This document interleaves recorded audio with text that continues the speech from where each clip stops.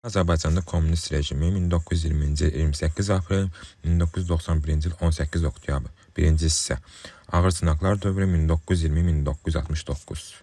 1920-ci il 28-də Cümhuriyyətin ərazisində Azərbaycan Sovet Sosialist Respublikasının Azərbaycan SSR yaradıldığını elan olundu. Ölkədə bütün hakimiyyəti müvəqqəti İnqilab Komitəsinin və Azərbaycan SSR Xalq Komissarları Sovetinin əlinə keçdiyi elan olundu. Xalq Komissarları Sovetinə Nəriman Nərimanov başçılıq edirdi. İşğalçılar xalqdan ehtiyat edərək müvəqqəti İnqilab Komitəsi və Xalq Komissarları Sovetinin tərkibinə ancaq Azərbaycanlıları daxil etmişdilər. Lakin bu formal xarakter daşıyırdı. Real hakimiyyət hələ 1920-ci ilin fevralında yaradılmış və Azərbaycan Xalq Cümhuriyyətinin devrilməsində işğalçılar əlbir hərəkət etmiş, Azərbaycan Komünist Bolşeviklər Partiyasının AKP-nin əlində idi. AKP Rusiya Komünist Bolşeviklər Partiyasının RKP-nin tərkib hissəsi idi və bilavasitə Moskvanın genişləşlərini yerinə yetirirdi. AKP-nin fəaliyyətinə faktiki olaraq Mikoyan rəhbərlik edirdi. Partiyanın rəhbəri özləri qeyri-millətlərdən, xüsusən ermənilərdən, gürcülərdən və ruslardan ibarət idi.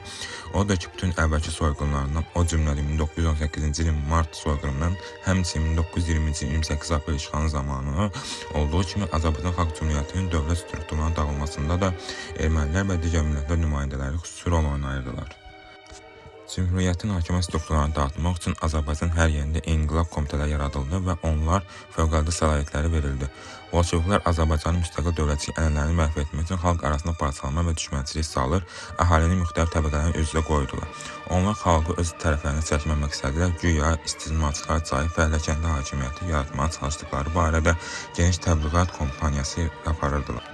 Lakin zahiri təbliğatla hərəkət edən taban-tabana zid idi. Əslində hər şey xalqın dövlətçi ənənələrini və milli müstəqillik şöhrünü məhv edən qanun kommunist diktaturasının yaradılmasına yönəldilmişdi. Yerli inqilab komitələri məhz bu məqsədlə xidmət edirdi. Elə həmin məqsədlə də mərkəzdə və yerlərdə milli dövlətçi strukturları məhv edilir, bolşeviklərin yeni güc strukturları yaradılırdı. Bu sayədə atılan ilk addım ölkənin hər yerində əvvəlki polisi ləğv edilərək Fəhlə kəndli millisi, qırmızı milis yaradılmasına ibarət oldu. Fəhlə kəndli millisi ilə yanaşı fövqəladə komissiyası, ÇK və Ali İnqilab Tribunal fəaliyyəti başladı. Fövqəladə komissiyanın və Ali İnqilab Tribunalının qanunun heç bir məntiqə qoyulmayan fövqəladə sərhədləri vardı. Onlara qərar dərhal icra olunurdu. Hər iki struktur əks inqilaba və təxribatçılığa qarşı mübarizə pərdəsi altında müstəqil dövlətin ənənələrini və milli mənəvi şüurun daşıyıcıları olan qabaqcıl adamlar xüsusilə xalqın ziyalı potensialını məhv etməyə başladı. Ölkənin hər yerində qırmızı terror tüğyan edirdi. Bolşevik rejiminin möhkəmlənməsinin müvəqqəti göstərə biləcək hər kəs xalq düşməni, əks inqilabçı və ya təxribatçı adı ilə dərhal qırmızı terrorun qurbanı olurdu. Beləliklə 1918-ci mart soyğunundan sonra faktiki olaraq Azərbaycan xalqına qarşı yeni bir soyğunlar başlanmışdı. Fərq ondadır ki, bu dəfə millətlərin siyasi adamları, Azərbaycan Xalq Cümhuriyyətinin görkəmli dövlət xadimləri, generallar, milli ordunun yüksək rütbəli zabitləri, qabaqcıl ziyalılar, din xadimləri, partiya rəhbərləri, siyasi xadimlər, məşhur alimlər məhv edilirdi. Bolşevik daşnaq qrupu bu dəfə düşünülmüş sürətdə xalqın ancaq qaymağını məhv edib, onu başçı qoymağa çalışırdı. Bu əslində 1918-ci ilin mart soyğunundan daha amansız, daha dəhşətli soyğun idi. Yeri gəlmişkən bütün kütləvi qırğınlar Azərbaycanın müvəqqəti komitəsinin hazırlığı olmadan AKP, MK-nın və PK-nın rəhbərliyi 11-ci Qırmızı Ordunun xüsusi şöbəsi Qırmızı Milis ÇK Ali Hərbi Tribunal tərəfindən həyata keçirilirdi. Bütün bu strukturlara erməni, rus və gürcü cəlladlar rəhbərlik edirdi. Azərbaycan xalqının qabaqcıl övladlarına qarşı qanlı qırğın bilavasitə Orçokritsə, Kino, Mikoyan, Sarkis, Mirzoyan, Nominodze, Yekuna və başqaları kimi Bolşevik daşnaq sədaqlarının göstərişi ilə həyata keçirilirdi. Ölkənin bütün hakimiyyət strukturlarından möhkəmlənmiş ermənilər qırmızı terrorun həyata keçirilməsinə xüsusi rol oynayırdılar. Ölkənin güc strukturlarına soxulmuş ermənilər Azərbaycan kütləvi sürətli istintaqsız və mühakiməsiz güllələyirdilər. Ümumiyyətlə 1920-ci il 28 aprelindən sonra təxminən hər il ərzində Azərbaycan xalqının 50 min nəfərə yaxın siyasətmə övladı güllələnmiş, millət özünü qoymağından məhrum edilmişdi. İşğal prosesində və qırmızı terror zamanı Bolşevik daşnaq cəlladları güllələnməsinin əmlakını müsadirə edir, bununla kifayət etməyərək bütün əhalini o cümlədən yoxsullara qarət edir, xalqın olan qalanını, hətta nəslindən yadigar qalmış zinət əşyalarını və qiymətli əşyalarını zorla əlindən alırdılar. Azərbaycan boşaldılmış mənzildən ermənilər, ruslar və qeyri-millətlərin nümayəndə köçürülürdü, xalqa divan tutulurdu. İşğaldan dərhal sonra ordunun davamlarının yerindən təşkil olması barədəsi altında ölkənin silahlı qüvvələri Moskvanın qırmızı ordunun tabeliyinə verildi. Xalq öz ordusunu məhrum edildi. Bununla Azərbaycan müstəqilliyi faktiki olaraq tamamilə aradan qaldırılmış oldu. Bolşevik rejimi müstəqil dövlətin ənənəsini, milli mənlik ruhunun əhalisinin şüurundan çıxarmaq üçün xalqın mənəviyyatının qarşı da hücum keçirdi. Cümhuriyyət dövründə dövlət dili olan Azərbaycan dili sıxışdırıldı. Milli kadrlar hazırlanmasına kəskin sürətlə məhdudlaşdırıldı. Ruslaşdırma siyasətinə başlandı. Siliklər, siliki mülki və dini imtiyazlar rütbələr ləğv edildi. Bəy, xan, ağa sözlərinin işlənməsinə belə qadağan olundu. Din dövlətdən və təhsildən ayrıldı. Dini ailənin icrası və məktəblərdən şərait dərslərinin keçirilməsinin yasaq edildi. Dini məktəblər müştəbih sürətlə bağlandı. Qədim memarlıq abidələri olan məscidlərin minarələrin uçurulmasına başlandı. Azərbaycan xalqı mənəviyyatı və milli mədəniyyətinə qarşı hücum dövrü başlandı. Sonraki dövlət quruluşunun mühüm tərkibçilərindən biri də yerlərdə yoxsul komitənin yaradılması idi. Yoxsul komitələr boşluqda dayağına çevrilməli, kənddə qarşı durmanı dərinləşdirməli, Azərbaycan kəndinin əks-inqilabçılarını tənzimləməkdən hakim rejiminə yaxından kömək göstərməli idilər. Çox keçmədən inqilab komitələri və yoxsul komitələr Sovetlər əvəz olundu. 1920-ci il mayın 6-da Azərbaycan SSR birinci Sovetlər qurultayının çağırılması ilə Şimali Azərbaycan sovetləşdirilməsi başa çatdırıldı. Mayın 19-da Azərbaycan SSR birinci konstitusiyası qəbul olundu. Əsasən RSFSR konstitusiyası təkrarlı olan bu konstitusiya xalqa geniş hüquqlar vəd edilsə də bu forma xarakter daşıyırdı. Çünki Sovetlər fəaliyyətin bütün mərhələlərdə Moskvada rəhbərin tərəfindən qiymətləndirilən AKP rəhbərlik edirdi. Üstəlik ölkədə fəaliyyət göstərən bütün siyasi partiyalar qadağan olundu. Bununla da proletariat diktaturası əslində partiya diktaturasına çevrildi. Digər tərəfdən xalqın ziyalı təbəqələrinin fəhlə kəndli hakimiyyət yaratma pərdəsi altında faktiki olaraq Sovetlərə seçimi hüququndan məhrum edilməsi Sovetlər Komünist Partiyasının və Moskvanın əlində itaətkar ələ çevrildi.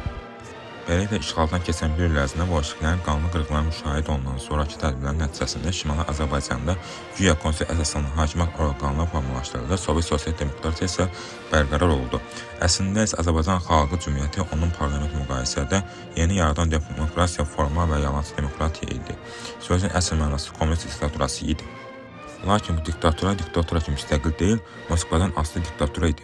O da ki, dünyanın ən qabaqcıl dünyəvi demokratik respublikaları biri də sıradan dayanan xalqın dövləti zəkasının layiqilə bəhrəsi olan Azərbaycan Xalq Cümhuriyyətinin süqutu və onun dövlət idarəçi strukturunun dağılması idi. Azərbaycan xalqının tarixində ən ağır faciələrdən biri idi. Azərbaycan xalqı ölkənin müstəqil hakimiyyətindən məhrum edildikdən sonra onun sərvətlərinin talan olunmasına başlandı. Torpaq üzərində xüsusi mülkiyyət ləğv olundu. Ölkənin bütün təbii sərvətləri milliləşdirildi. Daha doğrusu dövlət mülkiyyəti hesab olundu.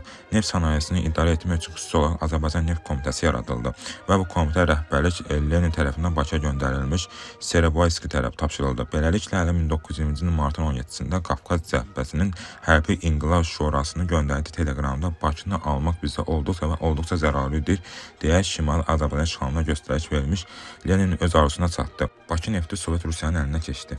Neft sənayesi ardından Xəzər ticarət donanması, ölkədə fəaliyyət göstərən banklar, balıq sənayesi və ticarətdən bir çox başqa sahələri milliləşdirildi. Milliləşdirmə 19-cu əsrin sonu 20-ci əsrin əvvəllərində sürətli inkişaf edən icrasına düşmüş Şimali Azərbaycan iqtisadiyyatına ağır zərbə vurdu. Xalqın öz sərvətlərinin mülkiyyət hüququndan məhrum edilməsi milli müstəqil şüurunda zəifləməsinə səbəb oldu. Sənaye istehsalı və iqtisadiyyatın idarə olunması başda olaraq Rusların, ermənilər, yəhudilərin və qeyri-millətlərin nümayəndələrinin dərindən cəmləşdirildi. Azərbaycanın sərvətləri xüsusilə Bakı nefti talan olunaraq Rusiyaya dağılmağa başlandı. Sovet Rusiyanın yanacaq buharasından çıxdı. Bütövlüklə Şimali Azərbaycan Rusiyanın yanacaq və xamma mənbəyinə çevrildi. Üstəlik Şimali Azərbaycan qaynaqcasına boğmuş xalçı ordu hissələri də Azərbaycan xalqının hesabına saxlanır. Kütləvi qırğınların və talançılığın baş alıb getdiyi ağır şəhərlər doğma xalqı müdafiə edən Nəriman Nərimanov və onun tərəfdarlarının isə millətçi damğası yapışdırılmış və onları faktiki olaraq ölkənin idarə edilməsində təcrid olunmuşdu. Ölkənin taleyini həll edən erməni-rus gürcü rəhbərliyi qəlbində müsavat ruhunu yaşadan müsəlmanlar etibar etmir. Hətta Azərbaycanın forma müstəqilliyini də aradan qaldırıb onu bütövlüklə RSFSR qatmağa çalışırdı. Lakin Nəriman Nərimanov çətinlikdə olsa da onların bu dəhşətli planının həyata keçirilməsinin qarşısını ala bildi. Müqabilində bu bolşevik daşnaq qrupu çox keçmədən öz xalqının təşəbbüsçüsü olan Nəriman Nərimanov Azərbaycanın uzaqlaşdırılmasına nail oldu.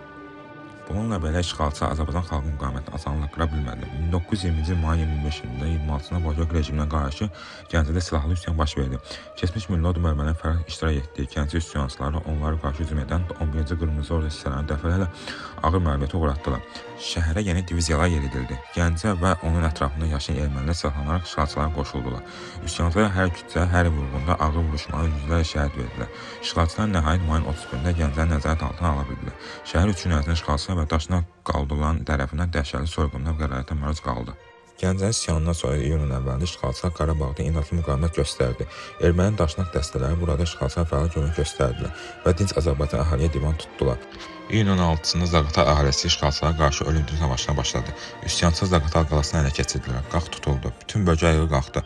Üsyançılar bölgəyə yerləşən 11-ci Qırmızı Ordu hissələrini məğlubiyyətə uğratdılar. Lakin yeni hərbi qüvvələrlə möhkəmləndirilən 11-ci Qırmızı Ordu hissələri nəhayət iyunun 18-də Zaqatalanı nəzarət altına ala bildilər. Gəncə, Qarabağ, Zaqatala üsyanlarının ardınca Azərbaycanın demək olar ki, bütün bölgələrində Şəmkir, Quba, Dəvəcik, Qusar, Lənkəran, Astara, Kürdistan, Cavanşir, Qutqaşın, Xaçmaz, Naxçıvan, Ordubad, Şərur və başqa yerlərdə işğalçılara güclü müqavimət göstərildi. Şəmkirdə işğalçı 11-ci Qırmızı Orduya qarşı döyüşlərdə hətta qadınlar və uşaqlar da iştirak edirdilər. İşğalçılara qarşı bütün ölkənin ayağa qalxması, xalqın inadlı müqaviməti bir daha göstərdi ki, istiqlal ruhunun müstəqil dövlətçi ənənələrinin Azərbaycan xalqının əlindən almaq asan məsələ deyil. Müqavimət hərəkatının daha da qüvvələnəcəyini qorxuya düşən Sovet hökuməti Azərbaycan yeni diviziyalara yeritdi. Azərbaycan xalqının irəlidə daha dəhşətli faciələr gözləyirdi. Bu dövrdə Bolşevik rejiminin Azərbaycan xalqının qarşı həyata keçirdiyi ən ağır cinayət əzəli Azərbaycan torpaqlarının işğal olunmasında ermənilərə kömək göstərilməsi idi. Bolşevik Rusiyası da Çar Rusiyası kimi Azərbaycan torpaqları hesabına ermənilər üçün ərazi formalaşdırmaq siyasətini davam etdirir, Azərbaycanı Türkiyədən ayrı salmaq üçün hər cür fitnəkarlığa əl atırdı. Cümhuriyyət dövründə İrəvanı Azərbaycan qoparmağa nail olmuş, özlərini paytaxt etmiş ermənilər yeni təcavüzlərə başlamışdılar. Daşnaqlar bu dəfə Naxçıvan, Zəngəzur, Şəvrur, Dərələyəz və Dağlıq Qarabağ işğal etməyə çalışırdılar. Bolşeviklərdən üz görən daşnaq qurduları bu yerlərdə qanlı qırğınlar törətdilər. Yüzlərlə Azərbaycan xalqını xaraba qoydular. Yüz minlərlə Azərbaycan əhali öz yuvalarından diləyəcən salındı. Ermənilər Sovet seçməni Bolşevik hakimiyyətini qəbul etmək müqabilində bütün Qərbi Azərbaycanı yiyələməyə çalışırdılar. Bu cür sövdələşmə Bolşevik işğalçılarının ötürü də sərfəli idi. Lakin həmin cinayətkar siyasi ilk öncə Naxçıvanda kəskin etirazə səbəb oldu. Naxçıvan əhalisinin inanımlı müqaviməti və Türkiyənin qardaşlıq yardım sayəsində daşnaqlar Naxçıvanı ələ keçirə bilmədilər.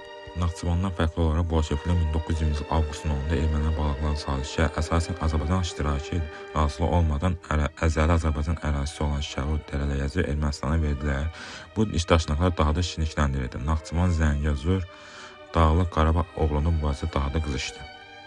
Şərur Dərələyəzi ələ keçirdikdən sonra ermənilər 11-ci Qırmızı Ordunun köməyi ilə Zəngəzurun işğalına başladılar. Cənub-qərbi Zəngəzur, Mehri Ermənistana qatıldı və bununla Azərbaycan əsas ərazisi ilə Naxçıvan arasında əlaqə kəsildi. Mehrinin işğalı nəticəsində Ermənistan həm də özü üçün İrana dəhliz açmış oldu. Daşnaqların İranla maneəsiz əlaqə saxlamaqları üçün əlverişli şərait yarandı. Həmin dövrdə ermənilər eyni zamanda Azərbaycan xalqının cəlladları Orcokenitçi Kirovun təzyiqi ilə 1920-ci ilin iyulun 4-də LKP-nin Qafqaz bürosundan plenumda Dağlıq Qarabağın Ermənistanın qatılması barədə qərar qəbul edilməsinə nail oldular. Lakin Nəriman Nərimanov kəskin müqaviməti və onun tələbi ilə LKP MK-nın işə qarışması nəticəsində bu qərar ləğv olundu və ertəsi gün iyulun 5-də Qafqaz bürosu yeni qərar çıxarmağa məcbur oldu. Dağlıq Qarabağa Azərbaycan tərkibində saxlanılmaqla mərkəzi Şuşa şəhəri olmaqla geniş vilayət muxtariyyatı verildi. Bununla ermənilər Dağlıq Qarabağ barədə məqsədlərinə tam nail ola bilməsələr də Azərbaycan bu regionda öz mövqelərini möhkəmləndirə bildilər. Bütün bunlara baxmayaraq ermənilərin Bolşeviklərin Naxçıvanla bağlı tutmaları baş tutmadı. Türkiyənin qətiyyətli mövqeyi sayəsində RSFSR-lər Türkiyə arasında bağlanmış Moskva müqaviləsi 16 may 1920-ci əsasən Naxçıvan Azərbaycan himayəsi altında muxtariyyət verildi. Müqaviləyə görə Naxçıvan özünün muxtariyyət statusunu üçüncü dövlətə güzəştə gedə bilməzdi. Həmin ilin payızında Cənubi Qafqaz Respublikaları və Türkiyə arasında bağlanmış Kars müqaviləsi 13 oktyabr 1920-ci il və bunu da bir daha təsdiq etdi. Beləliklə, Bolşeviklər Atatürkün Türk qapısı adlandırıldığı Naxçıvanı Ermənistana verə bilmədilər və Naxçıvan həmişə Azərbaycan tərkibində qaldı.